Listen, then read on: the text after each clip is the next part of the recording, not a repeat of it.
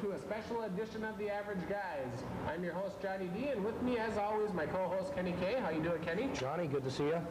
Good to be here. We got a special coming up here. The Average Guys meet Quiet Riot.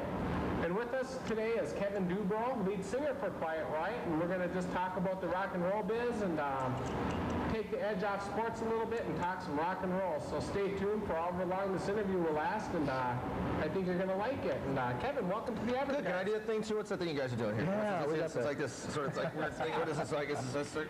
Oh, this is Okay, it's like a little Three Stooges thing going on here. So anyways, Kevin, tell us a little bit about yourself. You grew up? Grew up in Los Angeles. Started Quiet Riot 25 years ago with the late Randy Rhoads. Actually, Randy Rhoads, who later went on to great success with Ozzy Osbourne. He started the band in June of 1975. He found me and two other guys that are no longer in the band. We did 2 albums that were only released in Japan in the 70s. We played all the local Los Angeles clubs for 5 years, from 75 through 79. And then Rudy Sarzo joined the band in 1978, replaced our original bass player. And then in 1979, it just wasn't happening. We thought that after Van Halen got signed in 78, that we were going to be the next ones to crack into Los Angeles, and unfortunately it didn't really work that way. And Randy got an offer to go audition for the former Black Sabbath vocalist Ozzy Osbourne, who at the time had no career at all. Randy went and auditioned for him in Malibu, California, and got the gig. And I didn't even know about this, actually. He went and auditioned and ended up going to England. They made the album with, to be honest with you, the guy that auditioned with Randy after they did for the initial audition at a small recording studio, they did a big rehearsal thing. And the guy that played drums in the original audition was our drummer Frankie Banelli. So it was Ozzy, Frankie, Randy Rhoads, and a bass player.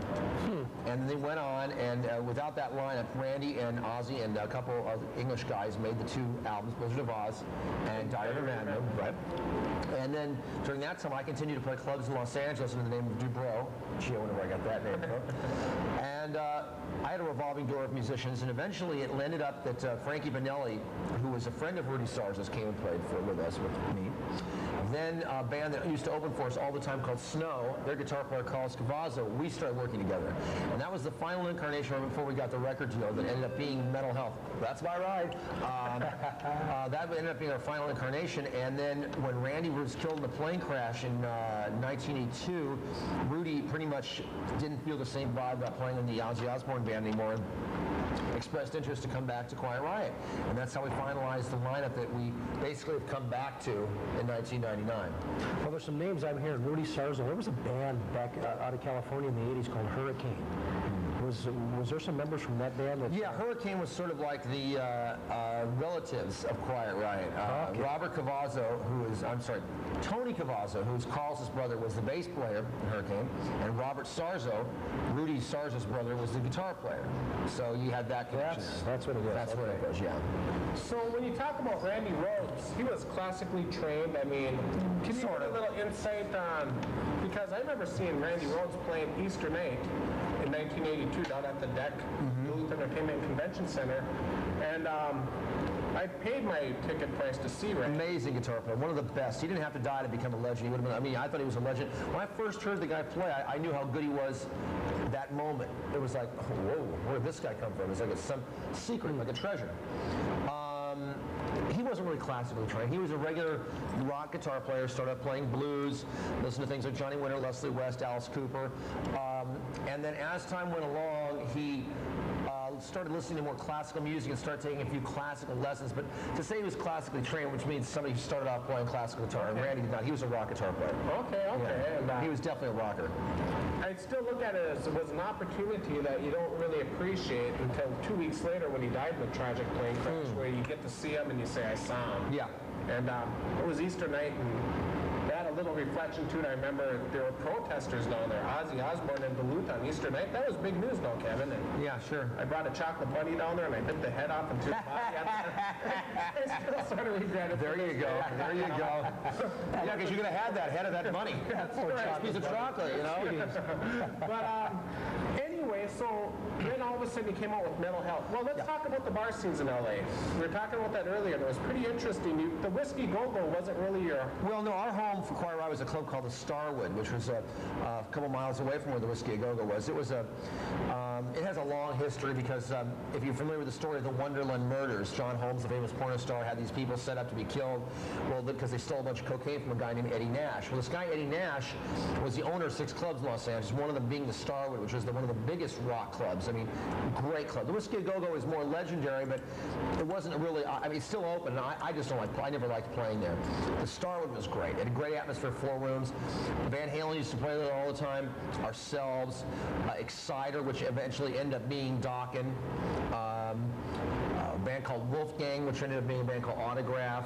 We all came out of this scene. Well, I can't say that we were all big buddies because everybody was trying to make it. I mean, we were like saying, hey, let's all get a record deal together and form a We Are the World rock band. We were pretty much for ourselves. But it was a good scene. It was real entertaining. Everybody was dressing up. It was pretty glam. But Quiet Riot kind of was, we predated glam with our really ridiculous outfits on stage at that time. And we used to play about once every 4 weeks. It wasn't like a touring thing. We played all original material, so you couldn't get that many gigs. I mean, we weren't playing any covers.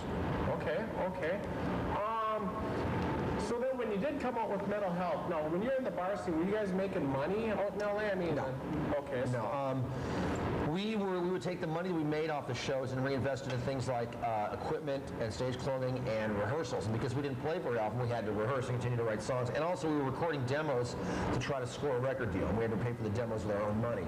And that's where the gig money went. And you know, the clubs would make a ton of money on the door and a ton of money on the alcohol and give us something stupid like $1,200 for 3 days. And you know, we were so naive back then, we didn't know what was going on. And this funny thing is this sort of behavior continues to this day. You know, it's the music business.